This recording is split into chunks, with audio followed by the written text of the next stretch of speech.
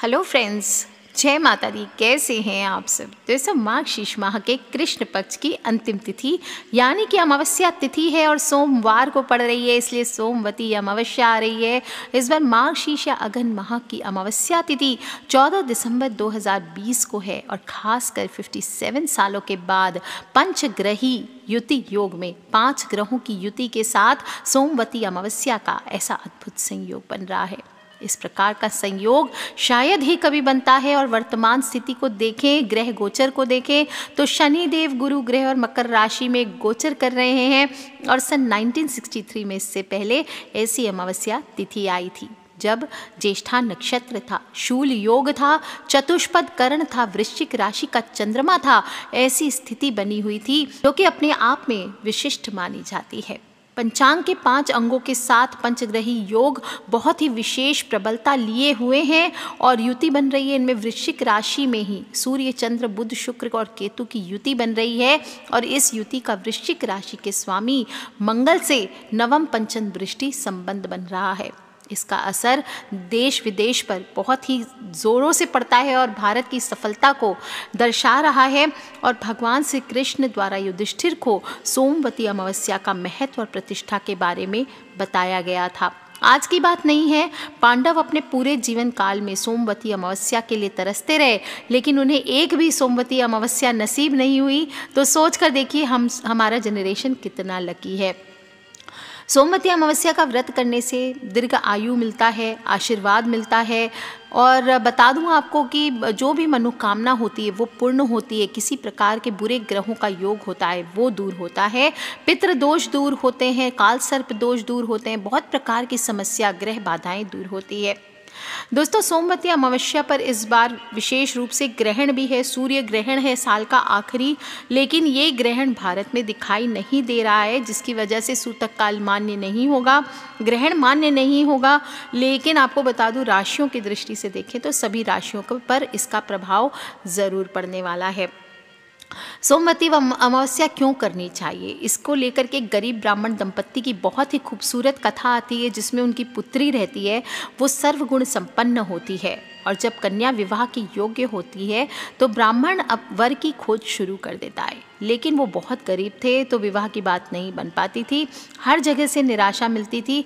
तभी एक दिन एक साधु ब्राह्मण देवता के घर पहुंचे और कन्या के सेवा भाव से प्रसन्न हुए।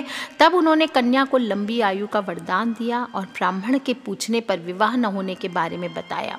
कन्या के हाथ में विवाह की रेखा ही नहीं है। तभी इसके उपाय को लेकर उन्होंने बताया कि पड़ोस के गांव में एक सोना नाम की धोबिन का परिवार है, यदि कन्या उसकी सेवा करे, धोबिन उसे अपना सुहाग दे दे तो उसका विवाह हो सकता है। साधु के मुख से सोना धोबिन की बात सुनकर कन्या ने ऐसा ही करने का प्रण किया। इसके बाद रोज सुबह सूर्योदय से पहले जा करके धोबिन के घर का सारा काम करके चली आती।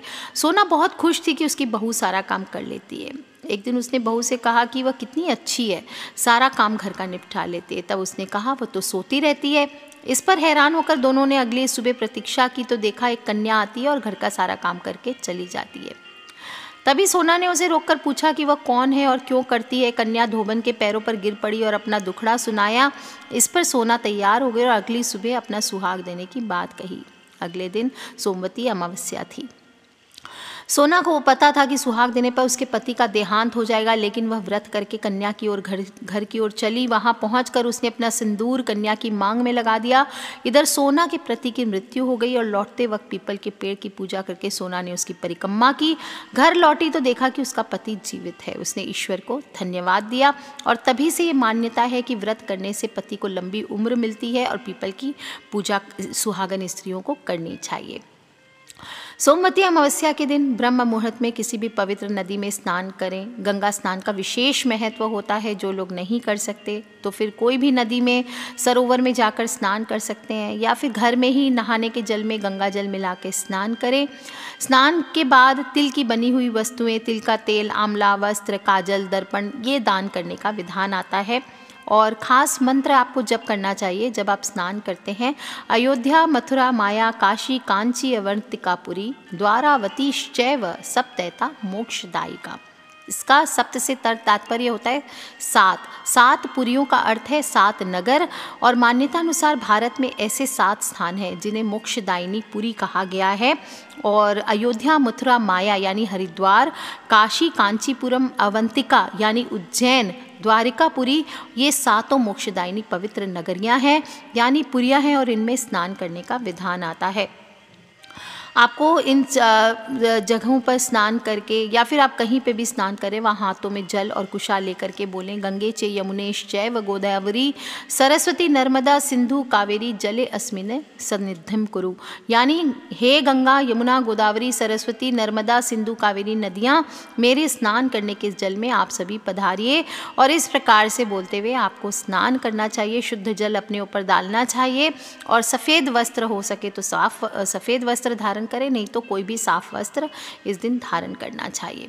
जो लोग भी इस प्रकार इस दिन पवित्र नदी में स्नान करके डुबकी लगाते हैं, उन्हें सभी पापों से छुटकारा मिलता है।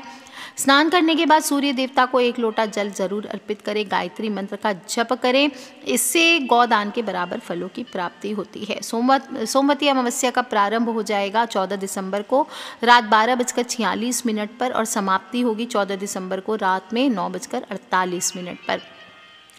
इस दिन दोस्तों पितृ अमावस्या भी मानी जाती है। जैसे श्राद्धों में अमावस्या आती है, इसी प्रकार से ये अमावस्या भी वैसी ही मानी जाती है जब हम अपने मृतक रिश्तेदार हैं उनकी आत्मा की शांति के लिए पवित्र नदी में डुबकी लगाकर प्रार्थना करते हैं। पितरों के निमित्त पिंडदान किया जाता है। जिन लोगों की कुंडली में चंद्रमा कमज़ोर है, उन्हें भी इस दिन आपको बता दूं कि गाय को दही और चावल खिलाना चाहिए। दही चावल खिलाने से शुक्र ग्रह की अनुकूलता में वृद्धि होती है और लक्ष्मी कारक उपाय माना जाता है। खाली चावल भी आप खिला सकते हैं। और विष्णु धर्मोत्तर पुराण में बताया गया है कि जीवन में आने वाली किसी भी तरह की विषम परिस्थितियां हो, उनको टालना चाहते हैं तो गाय माता की इस दिन आपको आराधना करके दही चावल ज़रूर खिलाना चाहिए। ये ज़बरदस्त लाभप्रद होता है। जो भी व्यक्ति गौ सेवा करता है, रोज़ आपको रोटी खिलानी चाहिए। हमेशा कहती हूँ ना कि रविवार को देखिए रोटी पर गुड़ रखकर अगर भूरी गाय को खिलाएंगे तो ये सूर्य ग्रह को अनुकूल करेगा। अगर आप सोमवार को रोटी पर हल्का सा घी लगाकर सफ़ेद गाय को खिलाएंगे तो ये चंद्र ग्रह को अनुकूल करेगा। मंगलवार को रोटी पर गुड़ लगकर लाल गाय को खिलाएंगे तो ये मंगल ग्रह को अनुकूल करेगा। बुधवार के दिन रोटी पर साबुत मूंग के दाने रखकर सफ़ेद गाय को खिलाएंगे या हरा चारा खिलाएंगे बुधवार के दिन, तो इससे आपको बुध ग्रह अनुकूल होता है।